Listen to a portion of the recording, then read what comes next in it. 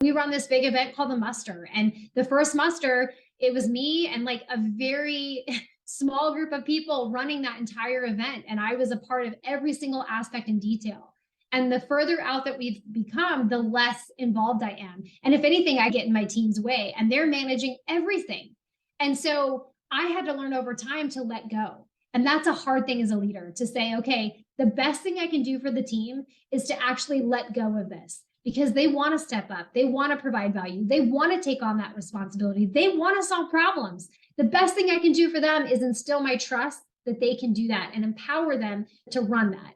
And then take ownership if something goes wrong. I can still step in as a leader and say, hey, this is on me. I should have provided better resources or training for you. But ultimately, the hardest part is letting go. But once you do that, you start to see that instead of just not having anything to do, I can now be much more up and out. I can do other things to better support the team. I can take on and think more strategically than I was able to before, when I was so wrapped up in the details and the tactics. So it's a difficult thing to do for leaders.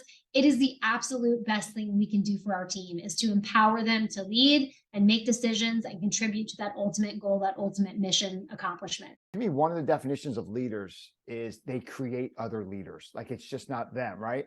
And it's so hard to create other leaders if you don't have that decentralized command. If all the decisions are made from the top down, like that old 1950s style management where it's just top down and they're telling you what to do, it's very industrialized, right? Just the boss told me to do this, I have to do this. But you have to create, that's how you create other leaders, right? You give them authority, you let them manage their little subgroup, what they got going on. And then maybe they do the read back, they tell you, make sure you're on the same page and you go get it, go execute.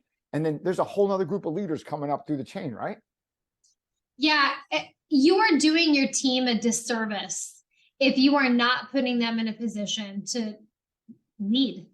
If you are not giving them those opportunities to solve those problems, to come up with solutions, to come up with plans and then go execute on those plans, you are not creating a team that can function without you. So if you're out of the office on a vacation, or you're on an airplane and they can't get a hold of you, whatever it might be, or you move to another organization, you're putting your team in a bad position if they don't have any opportunities leading into those situations where they've been given that chance to step up and lead and solve problems. So whenever I find myself getting a little bit more into the weeds, I remember, hey, if I care about my people, I care about my team, I need to let this go.